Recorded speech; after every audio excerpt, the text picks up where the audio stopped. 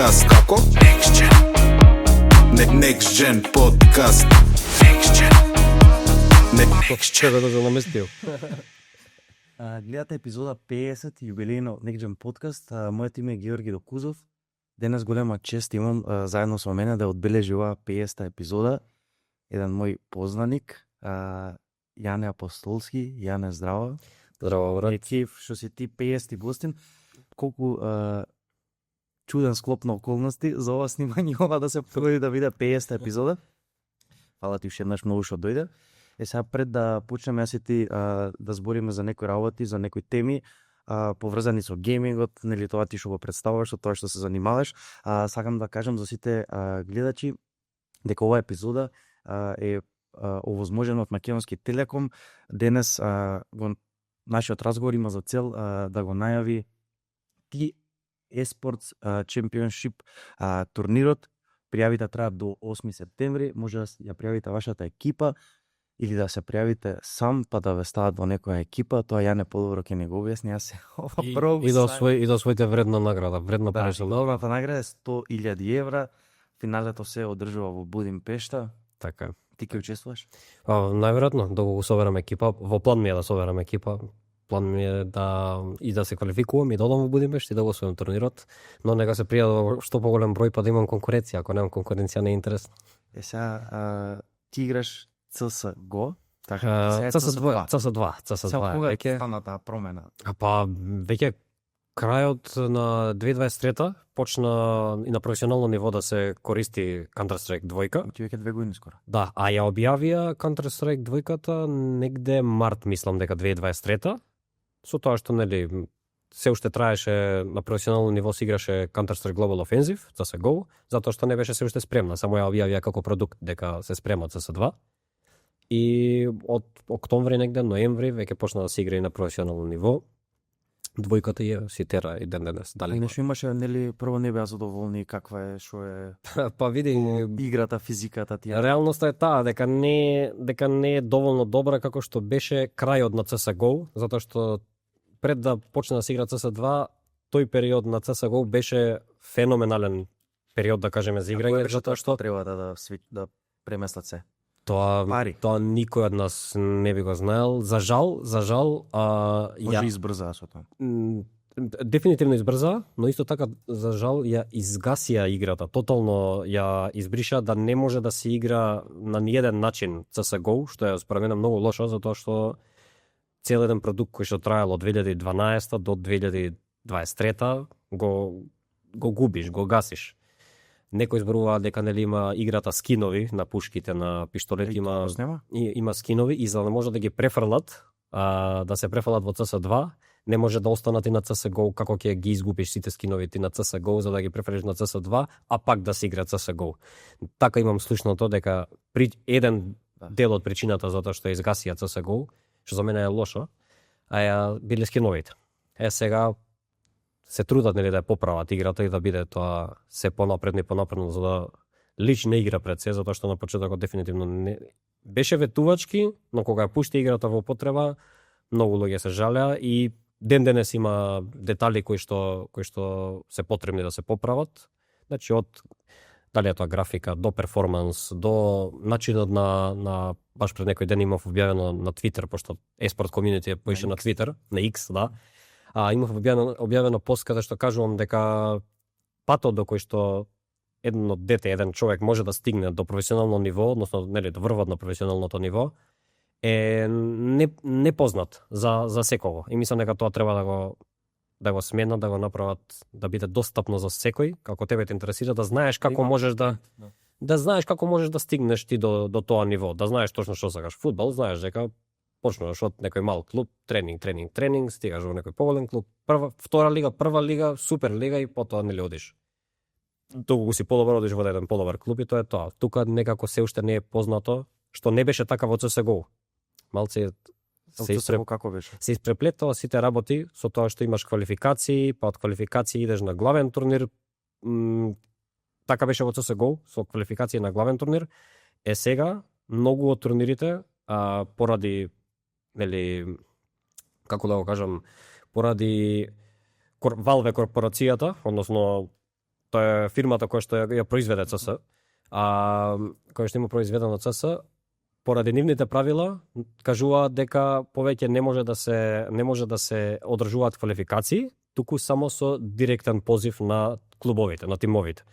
Причина за тоа што ги гасат квалификациите е поради што не може да направат античит, односно да ги спречат читерите да учествуваат во квалификациите, затоа што тој античит Тоа е уште big deal со 4 таа цена 4. Да, значи верувам дека имаш играно 1-6 ако не имам и CS:GO. Имаш играно и CS:GO, така да знаеш. И порано имало 4, потоа како што кажам на крајот на CS:GO немаше толку, не знам од која причина, дали беше подобрен тој античит што го кажувам, што ги спречуваше нели читерите да читуваат, да прават проблеми.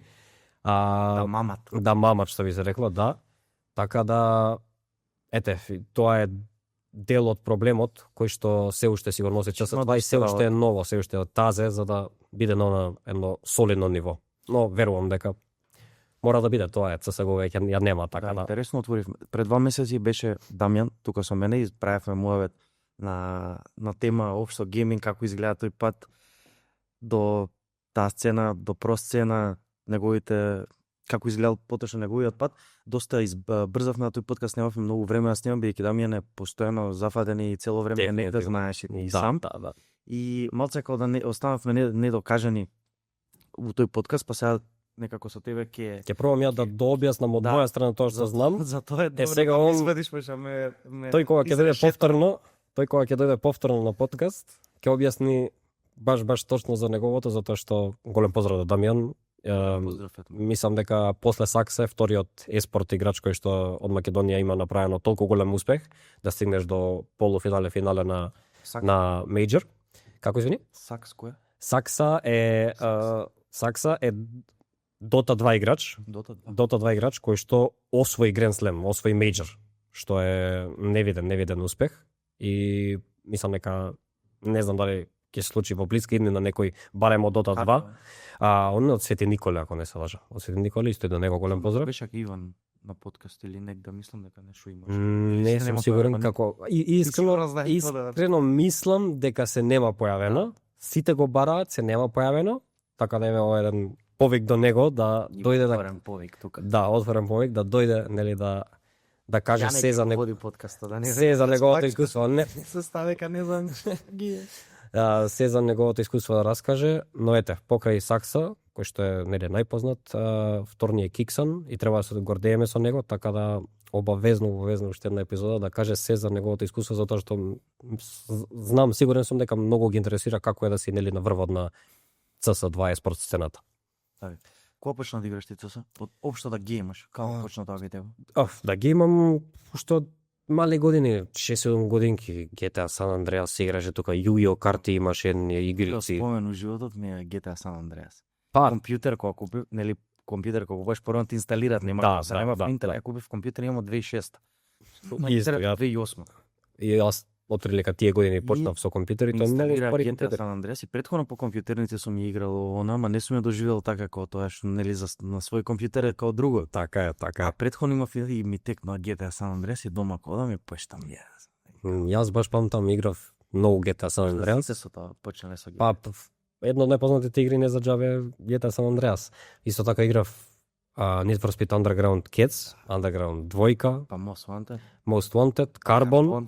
Да, сите тие се една по друга. Ние сме, ти си 2001. 2001, да. Ти си 2000-та, така? Или 2000? 2000. Крај на 2000. Школски една разлика. Да, школска една разлика. Поздрав сите корчагинци исто. Поздрав до корчагинците. Од таму иначе се знаеме, затоа што најави на почетокот, нели дека тука има 50 гости, имаше 30 корчагинци, до сега така што више мониве оскондом тој. Почнав да геймам уште од мали нозе, но никогаш тоа не сум го сметал дека јас сум геймер и дека по цело време седам дома, дали пред се и додека си се уште мал имаш и лимит од родителите затоа што се грижат нели за помало дете. 3-1 сат е твој компјутерот, па еден е негов, не знам. Токму така. Исто јас имам. Поздрав до брат ми, исто така постар јас имам. До мојот. И баш бевме така лимитирани со тоа што нели он постар пак игра дури повеќе од мене. Тоа посладко ти е веројатно. Па јас без моментот, многу ти е јако некако, ја доживуваш, не знам. Баш така, дури некогаш ми беше криво кога е слободен компјутерот, а јас сум лимитиран пример на 1 час да играм затоа што нели треба да си легнам или нешто така, затоа што губе време во палење на компјутерот. Да.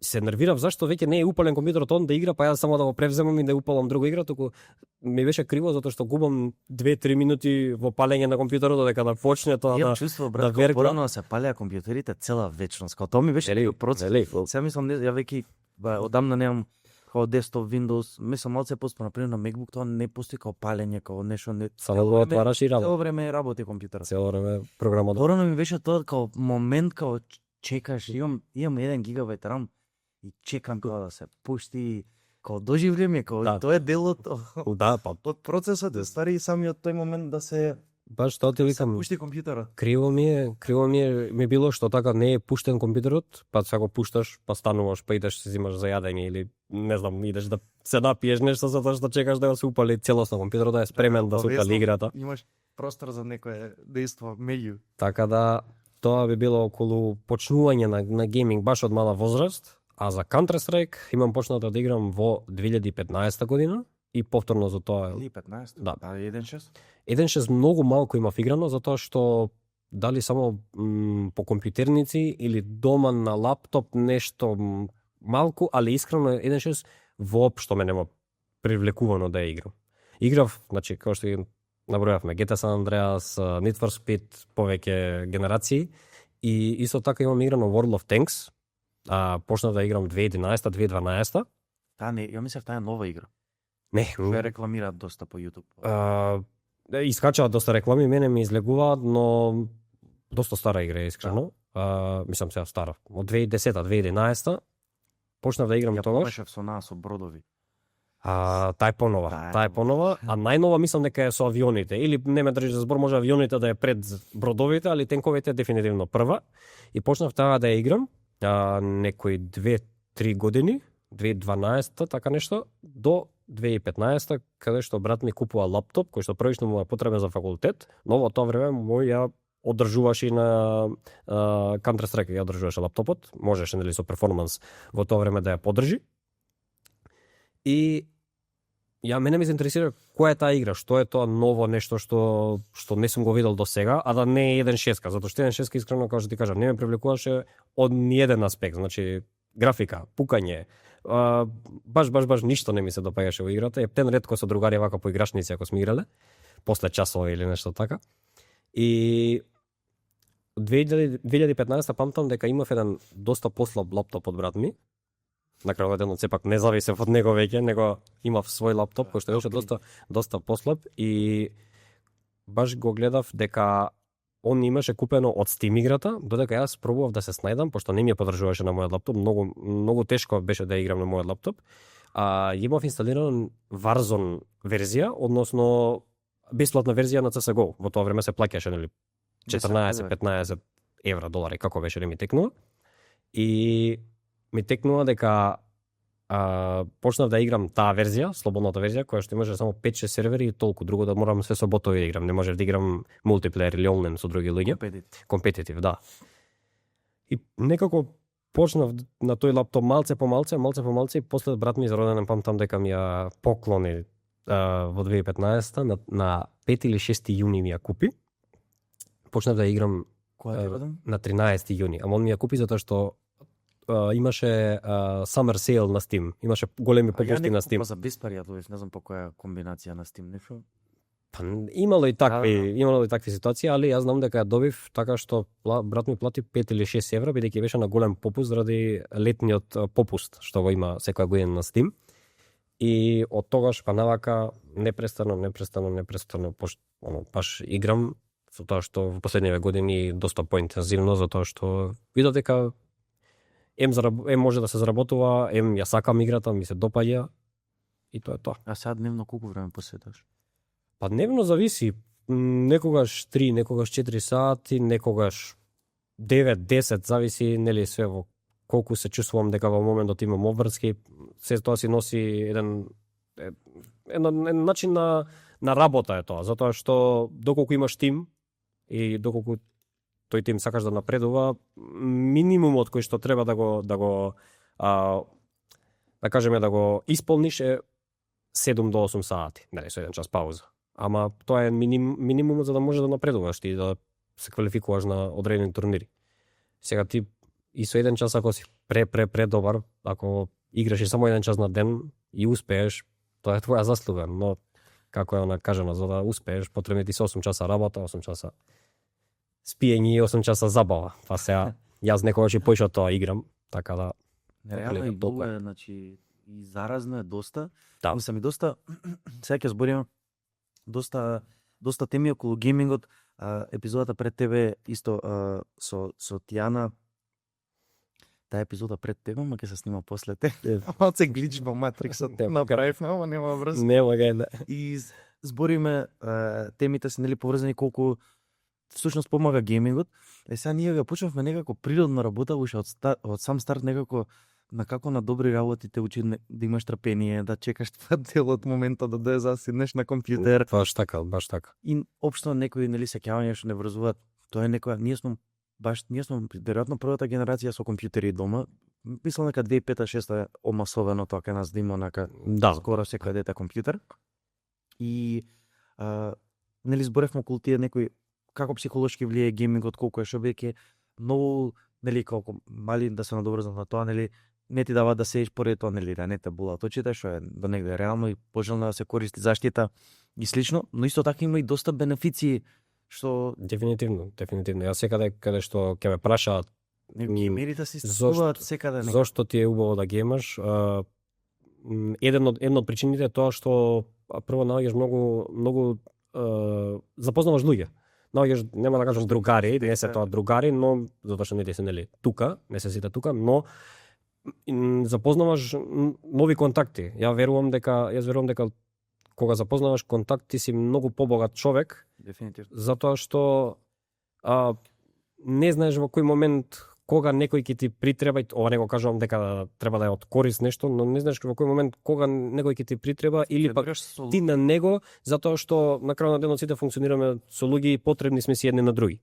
Така да од тој аспект геймингот е една совршена гранка за градење на контакти и како што кажате, води на трпение, исто така можда ние машките, а верувам дека почнуваат и женските многу да геймаат, многу повеќе уживаме и на крајот на денот интересно е.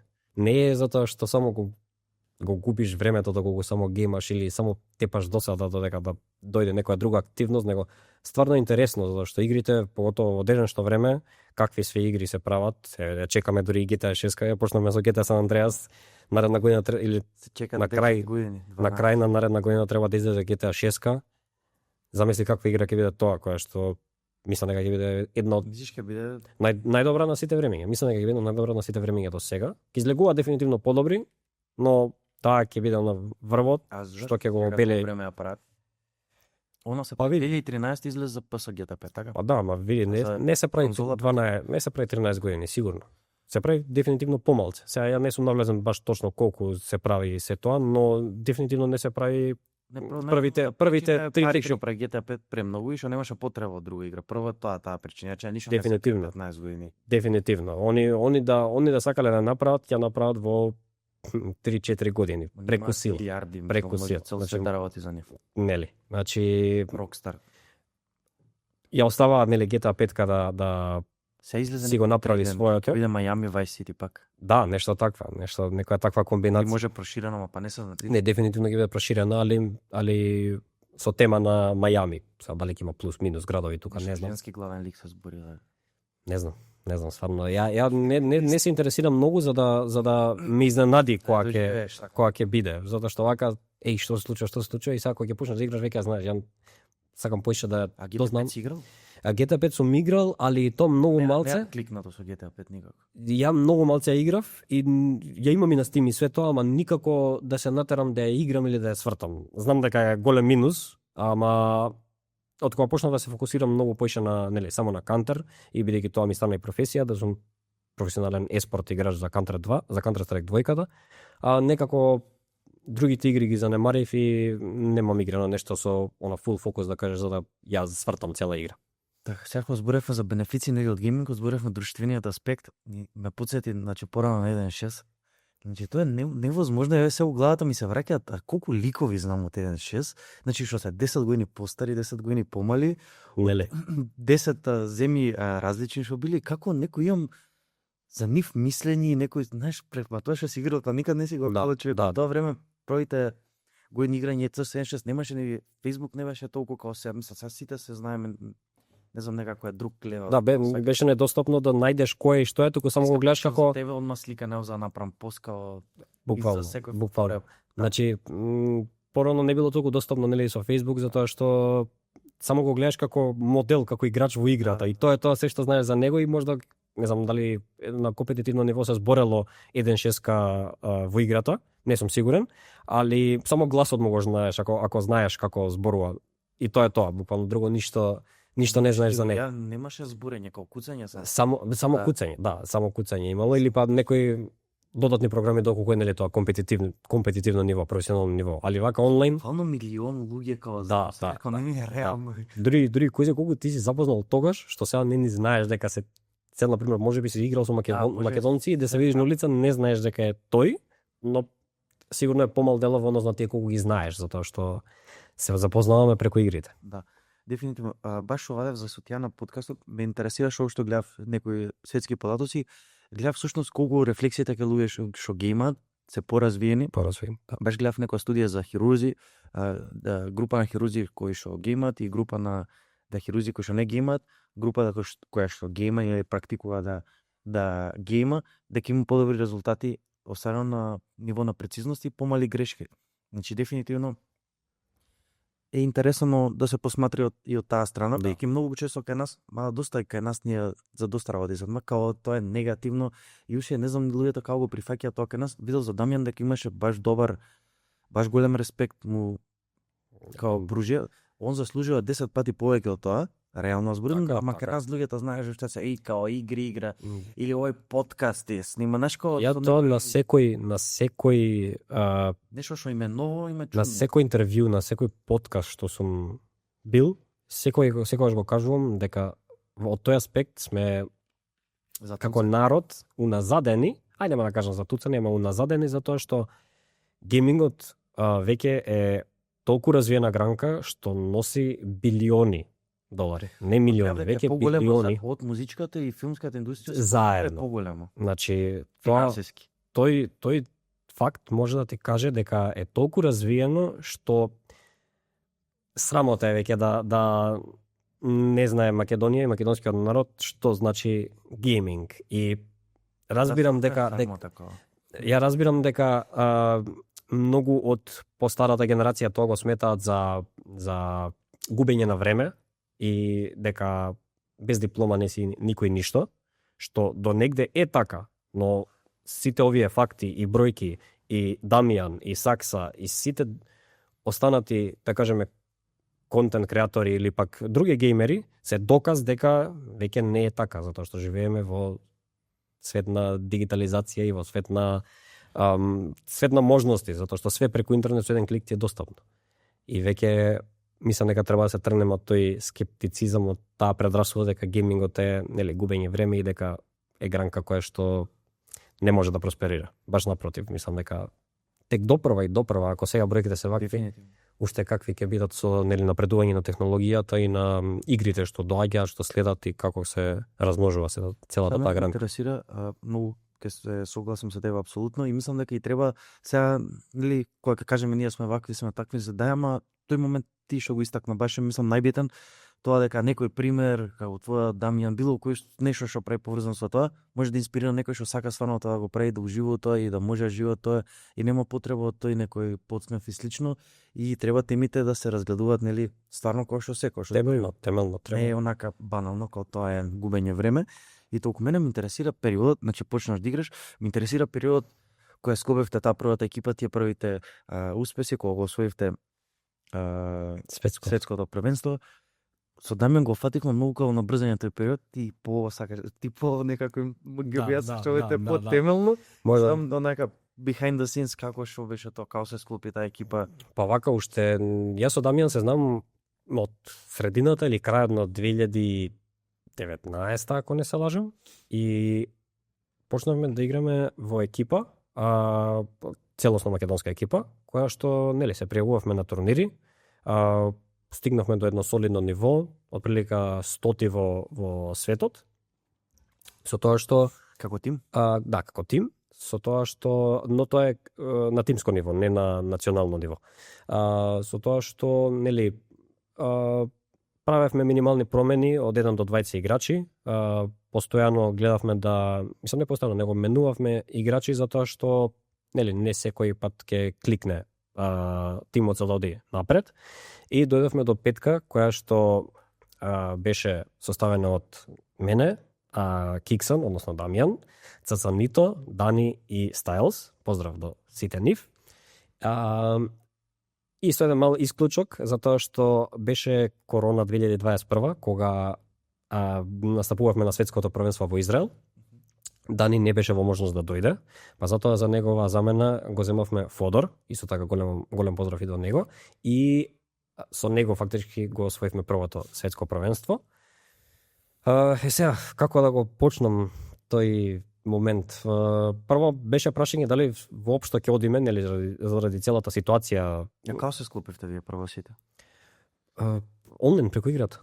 Значи, мои пријатели од Дамјан, пријатели, Пријател на пријател. Пријател на пријател, и буквално се го гледаш дека е добар, ме гледа дека сум добар, му кажувам ајде да играме заедно, и тоа е тоа. Ајде да пробаме нешто заедно, затоа што веќе гледаме дека има професионална сцена веќе. Кантер сцената е долга, која сме, 2025-та, да не кажам од 2001-та, 2002-та веќе се правеле турнири, нормално тогаш биле многу послаби од сега, но од тогаш веќе има сцена и играчи кои што почнале да ја градат приказна за еспорт. Како котира најаќе на еспорт или потло е? Види, нема ранкинг, нема ранкинг за тоа дали е најак или не, затоа што Дали е наиспратен? Дефинитивно, Да? дефинитивно. Наиспратен е. Дота и тука се LOL има? тука се Dota, тука се LoL и тука е Valorant. Значи тие 4 наслови заедно со Counter Strike. Valorant е микс од Counter Strike со магија. Counter Strike плюс магија од LoL или Dota. Така да тие 4 наслови според мене се некако најиспратени и се во зависност кој период од годината е главниот турнир, односно Grand Slam-от. Гледаат никогаш да не се поклопуваат, дури некогаш кога се поклопат, од моје искуство мислам дека Кантер е погледана, но нели секој со својот вкус како се преферира. Така да 2019-2020 гледаме дека сме окей играчи во тоа време, можеме, нормално не се ни споредуваме со најакото ниво, но мора од негде да почнеш, и се договоривме да играме, да настапуваме. Година дена игравме заедно, со тоа што морам да го спомнам и Паварди. Тој беше во првиот состав на тимот пред да влезе Цацанито. Значи, него испуштам Тино од Охрид, голем поздрав и до него. Така да почнавме таа петка да играме, кон средината на 2021 го заменуваме Паварди со Цацанито и одиме на светско во Израел.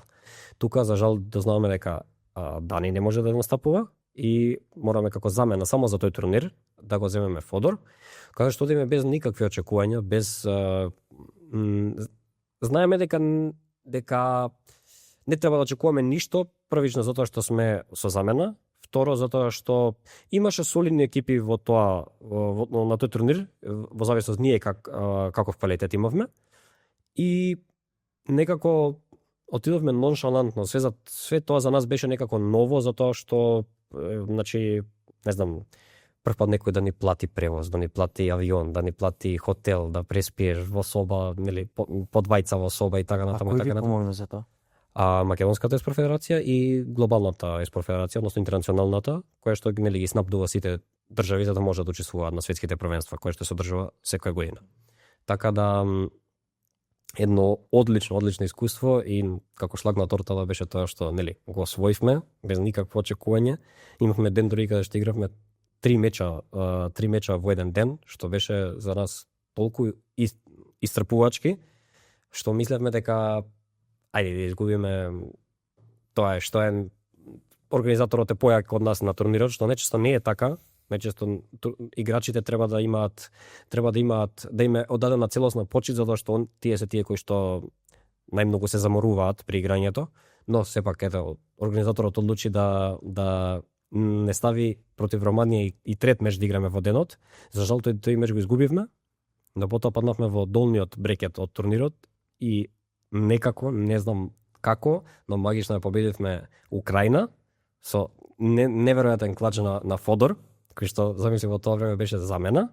Неверојатен клач и буквално мислам дека ќе изгубиме. Кога го направи тој клач, На која мапа беше? го враќаме мечот и го победуваме на Инферно мапата. Верно. Останува 1-1. Треба да ја дефюзне бомбата. C4 експлозивот. Треба да го дефюзне и го промашува смокот за да може да се покрие сам себе, за да може да ја дефюзне во смокот. Противникот пука, го промашува целосно.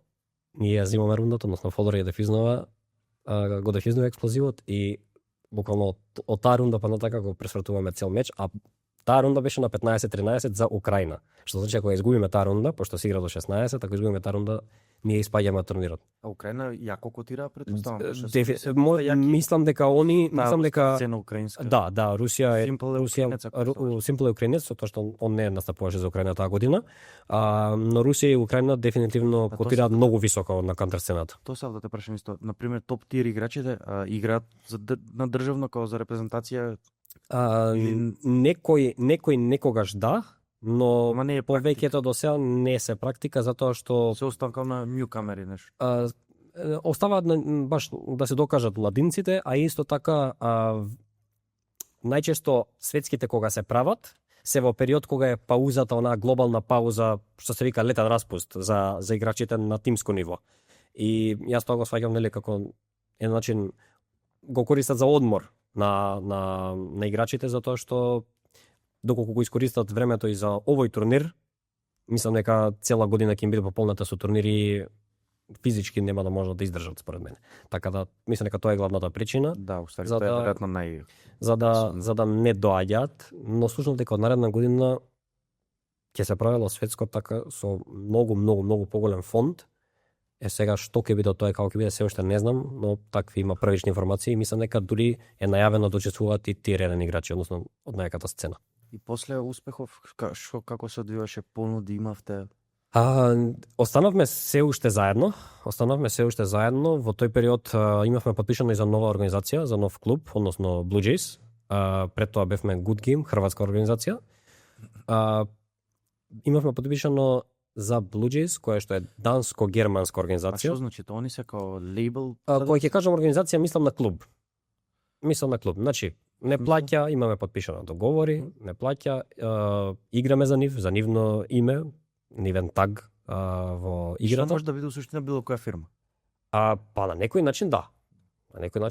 Значи, и кога го кажувам, најчесто и кажувам апел до сите фирми или пак нели спонзори кои што го гледаат подкастот да вложуваат во гейминг, да вложуваат во еспорт, насловите, односно Counter-Strike, Dota, LoL, затоа што навистина може да се рекламираат, ако ништо друго преку настапите на нивниот тим, затоа што огромен број на спонзори гледаат, огромен број на луѓе гледаат и мислам дека е еден одличен начин да се рекламираш. Дефинитивно. Одличен начин да се рекламираш, затоа што и многу тимови кои што се на врвот на сцената, до главното име на организацијата исто така имаат и некој спонзор.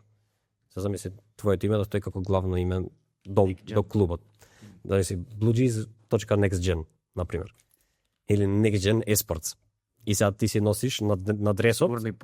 Ти замисли си организација и си носиш, мислам имаш дрес кој што го даваш на своите играчи и на тој дрес стојат, сега да не именувам спонзори, дека се понудат, но но еве замисли на рамо или Они не се спонзор. ете Пролом вода, замисли да стои како главен спонзор на дресот. И тоа некој голем имиња се у гейминг светот. тоа некој го гледа, што мислам дека е одличен начин да се, па ќе кажам, да се рекламираш и да се дознае и за нивниот бренд и за тебе како организација и за нас како играчи. Сега понатаму, значи, менувате клуб, договори нови, кои се тоаш моабетите меѓу вас, плановите, како малце да се наврати што е период? Па види, на 2021 завршува тука со светското, одиме на пауза, декември е зимски распуст, заедно со нова година, нели, и почнува новата сезона. Таа година цела се уште тераме со Blue Jays, значи од 2021 од средина од средина на 2021 до крај на 2022 ние сме со Blue Jays, германско-данска организација. Започнавме од, како што ти кажав на почетокот, од прилика 100-150. Разликата од 150 до 100 не е многу голема и од тогаш се искачуваме до 30-то ниво во свет. Значи, одите на турнири, како оди сега тоа конкретно, еве, вака најпросто. Значи, вие сте сега некој тим што котира. Да. И вашиот клуб треба да ви обезбеди турнир. Како е циклот? Не треба да ни обезбеди турнир, ние фактички си го обезбедуваме турнирот така што се квалификуваме, како што ви кажав на почетокот. Се е на ниво на квалификација. Повеќето од турнирите. Повеќето на турнирите. Порано имаше и турнири каде што даваат повик буквално од ракав. Ако ти како клуб, како организација си му интересен на организаторот да му учествуваш на турнирот и тие како тим ако го прифатиш тој повик, ти можеш да учествуваш без разлика на тоа кој ти е тебе ранкингот. Нормално, нели, најаки се најпривлечни за гледање се оние кои што се од врвот. Но имало на пример организации, клубови, играчи, на пример може некој играч кој што е многу познат да влегол во некој послаб тим за да нели им помогне да го искачи на повисоко ниво или го платиле многу, или го платиле многу за да нели искачи гледаноста на тимот, односно да привлече што повеќе следбеници, што повеќе фанови тој клуб. Така да некогаш организаторите и тоа го гледаат за повик на тимот, на тимовите. Сега, како што кажав, тоа се смени со CS2, односно веќе нема она повик од рака, што би се рекло. Тоа се вика најчесто wild card invite, односно најчесто даваат 1 до 2. Порано беше пола од учесниците на турнирот настапуваат со повик од рака и пола од квалификации. Сега повиците се само 1 до 2, нели така на среќа дадени. И сам не на среќа, него тоа е wild card баш. Wild card, а останатите се преку ранкинг. И секогаш се почнува од првиот на ранг листата и сега зависност од котирањето на турнирот, нели си имаш и ранг на турнири, еден е Grand Slam, па потоа имаш помали турнири, па уште помали турнири и во зависност од повикот, сигурно дека првиот нема да учествува на овој најслаб турнир, него ќе учествува на тие што се најаки, затоа што и како што кажав, распоредот е тотално пополнет за да може да ги исполни сите баш турнири, затоа што не е возможно. Така да е потоа како се отстапуваат местата од првиот па надоле, така имаат шанса послабите екипи во овој период. Но да се навратиме нели на Значи вие како македонска екипа стигнувате до топ 30. Да, ние стигнуваме до топ 30 во свет и мислам дека е доста голем успех за македонска екипа. Никој до сега не ме успеа на тоа, но единствено што ми е криво е дека не успеавме да се квалификуваме на Grand Slam, иако тога шансите беа доста големи. На еден од Grand Slam-ите памтам дека стигнавме и до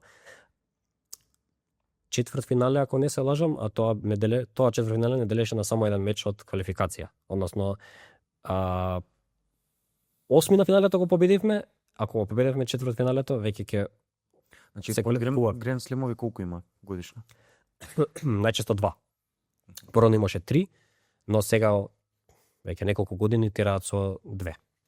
Например, кога излезе CS2 во 2023 имаше само еден во Копенхаген.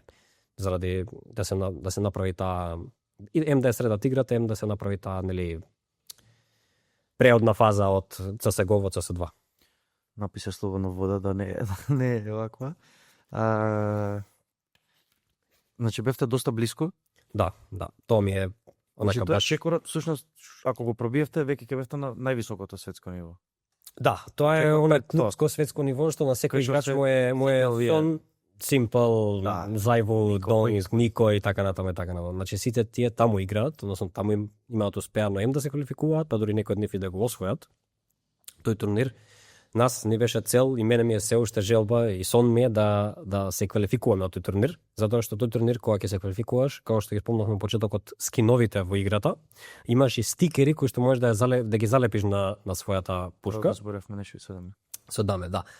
Можеш да ги залепиш на својата пушка, каде што како луѓето ги укупуваат твоите стикери, односно да е како потпис. Автограф. Како ти можеш да ги продаеш тие да кажеме стикери, автограми, така заработуваш од нив. Само од тој еден турнир. Сега да не преме пресметки со тоа колку може ти да заработиш од доколку се квалификуваш на повеќе Grand Slam. Ја ги викам Grand Slam за да биде достапно за што повеќе луѓе. Инаку се викаат мејџори поправилно. Така да голема бројна на заработка.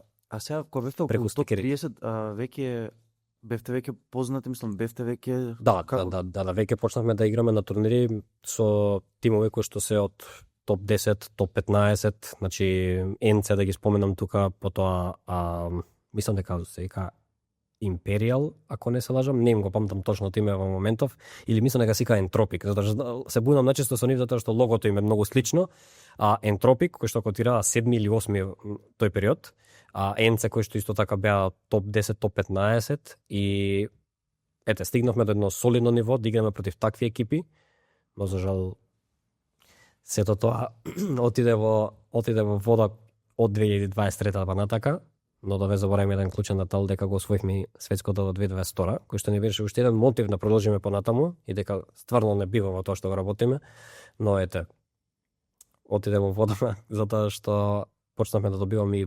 индивидуални понуди, кои што верувам дека секој од нас би ги искористил за да се пробијат до едно повисоко ниво, затоа што нели на крајот на денот желба и цел ние да успееме на највисокото ниво, што сум многу среќен што Дамјан стварно успеа да го направи и е мотивација и за наредните генерации и за нас кои што играме, е мотивација да стигнеме до таму кај што. И се од 2023 тука се распаѓа тимот, како иде тој момент? 2022 крајот го освојуваме во декември второто светско, кој што бевме во Индонезија, на Бали.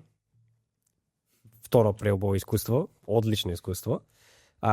И беше многу поголема конкуренција исто така. Успеваме да го освоиме и тој турнир и завршува сезоната, почнува оној преоден рок, односно зимски распуст ќе го кажам, каде што сите добиваме понуда. Сега ви во тој момент заработувате веќе, така? Да, како што кажат, значи ние од негде 2021 се до 2023 ние сме константно под договори, односно под клубот. Дали било тоа Good Game, дали било тоа Blue Jays, потоа, значи цело време сме си со плата, буквално вработени на начин спортисти. Така да 2023 започнува и да знаме дека Дамјан добива понуда од Apex, со тоа што треба да напоменам дека Дамјан ни беше нели IGL, односно за оние кои што не знаат, IGL е in-game лидер, кратенка за in-game лидер, односно го води тимот и ги кажува тактиките. Playmaker. Во тоа време, можеби не знам дали ово некој што сум го кажал или некој друг го кажал, но во тоа време ние не бевме свесни за тоа што ни значел Дамјан и мислевме дека лесно ќе надокнадиме неговата дупка, неговиот пропуст што веќе го немаме. Па почнавме да бараме други играчи и да ја замениме неговата улога, но видовме дека не е тоа што било со него и без него и одлучуваме сите да одиме по свој пат, односно секој од нас да бара посебни индивидуални понуди. А кај Дамјан што е тоа што ја крши работата за да премине таму, веројатно понуда што не се одбива или понуда што не се одбива, па котираат мислам дека послабо од нас, да, но ете како што ти кажав, клубот е доста појак, но со не толку добри резултати и бараат начин како да излезат од тие слаби резултати, па затоа го скаутираат, го скенираат Дамјан дека е квалитетен лидер и така он всушност ја добива понудата. Тоа е барам ја што знам. Да. Така да он оди во Apex, ние остануваме без лидер од такви размери, кои што не сме биле свесни, барем јас лично не сме биле свесни во тој период дека навистина вредел, мислевме дека лесно ќе го замениме. Но кога видовме дека нема, дека веќе не е тоа што било пред и после него, одлучуваме секој да се фокусира на својот индивидуален пат и да чекаме понуди од тимови. Јас потоа имав неколку тимови, односно мислам имав неколку тимови, а во тој период имав 1 до 2 понуди кои што предов во iNation, српска екипа, која што беше тазе квалификувана на RMR. RMR, сега не ги избилам гледачите, е една фаза крајна пред влегување на Grand Slam. На мејџор. На мејџор, да. Они до таму стигна и после тоа ме повикаа мене, каде што искрено ќе кажам не сум баш задоволен од тој период како ми помина заедно со нив, затоа што многу кратко траеше исто така, околу 2 месеци беше отприлика и веќе тука почна дури и летната сезона на трансфери, така да повторно гледав да најдам друг тим. Што не беше задоволен конкретно? Се пронајде во тимот? Па првично што не се пронајде во тимот, на начинот на кој што беше целата структура на тимот, начинот на кој што се игра, како што се поставува играчите и така натаму и така натаму.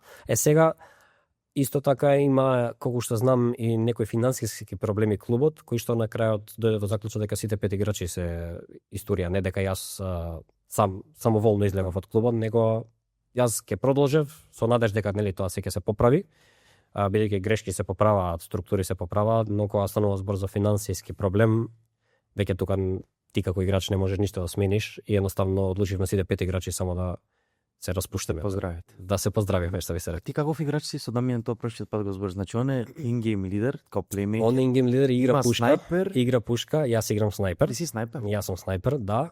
И остануваат луркер, односно играч кој што игра најчесто последен и е на другата страна од оние четворица.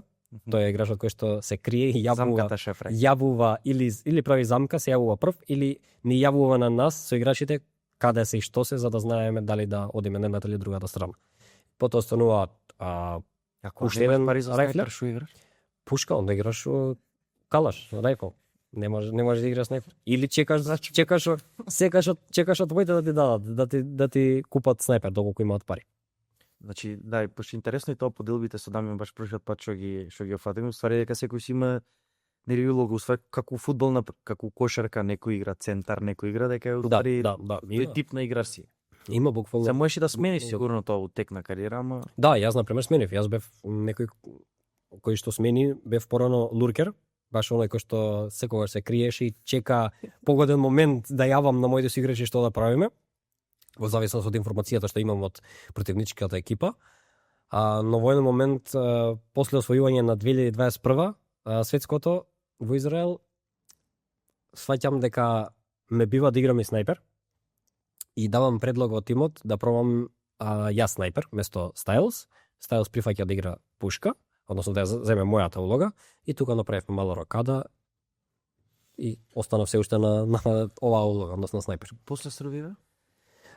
После Србите, односно iNation, тука доаѓа период каде што играм нон-стоп индивидуално, односно Faceit платформа, верувам дека Дамјан веќе има спомнато што е и како е. Тука индивидуално се борат сите оние кои што нели немаат тим, па дури оние кои што имаат тим, влегуваат во компетитивна варијанта на соло варијанта на тоа што нели сакаат да успеат. И играм цело лето, повторно нели доаѓаат оној трансфер период каде што негде веќе септември или октомври излегуваат CS2. И јас уште толку бев мотивиран да ја научам играта што побрзо да играм, каде што покажав добри резултати на Faceit и добив понуда од Gen 1, односно француска организација, која што траеше можеби негде до наредниот циклус, односно до зимскиот период на трансфери. Така да тоа се отрилика негде 5 до 6 месеци, каде што таму бев задоволен, барем бидејќи не направивме некој поголем успех, барем од мојот перформанс, и мислев дека после тој период ќе добиам некоја посолидна понуда, но на крајот се испостави дека повторно морам да играм Faceit, да грајндам, што би се рекло, што ме натера да чекам до наредни 6 месеци, односно 2024, каде што јас одам во Индонезија, односно добивам понуда од индонезиски тим за да се квалификуваме на меџор.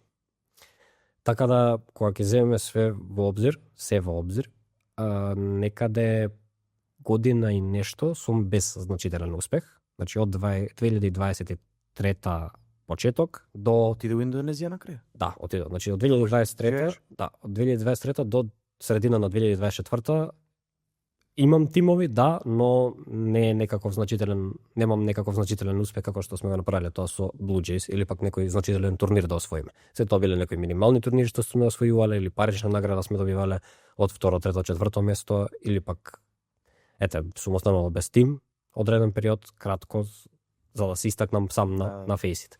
Сега од 2004 добивам понуда од индонезиски тим Alter Ego, кој што во тој период ни на крај памет не ни мислев дека ќе добијам таква понуда, дека на крај на свет треба да идам во Индонезија да живеам таму 2-3 месеци со тотално други луѓе, друга култура и сето тоа. Но ето, отидов, се снајдов, ја како да кажам, ја проширив мојата граница на успеси, затоа што иако имав насвоено прво од 2021 светско и 2022 светско, сепак за мене најголемиот успех е тоа што се квалификував на РМР, кој што се квалификува србите пред да влезам јас.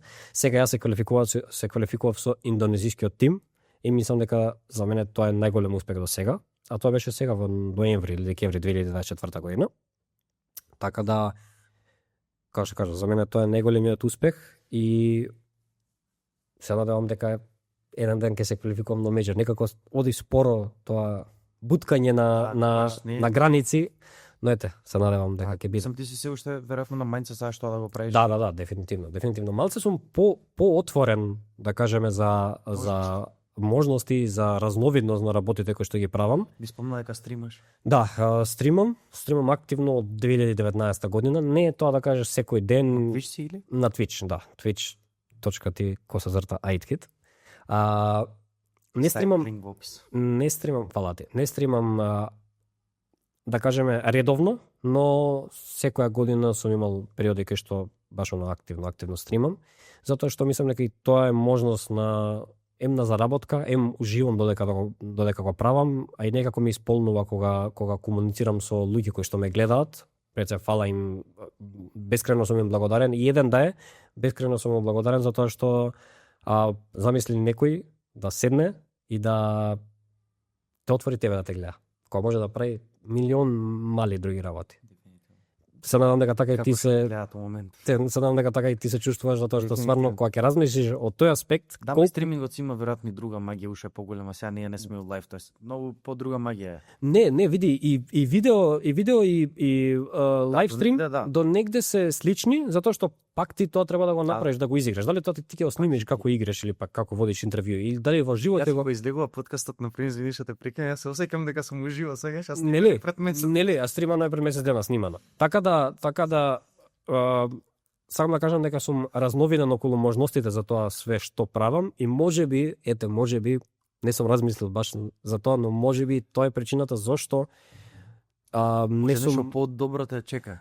Нели, можеби за тоа е причината зошто не сум успел во баш она што го сакам, а тоа е да се квалификувам на Grand Slam и да стигнам. Кога ќе кажам Grand Slam, подразбирам и стигнување на тир 1 сцена, односно на највисокото ниво и да останам там.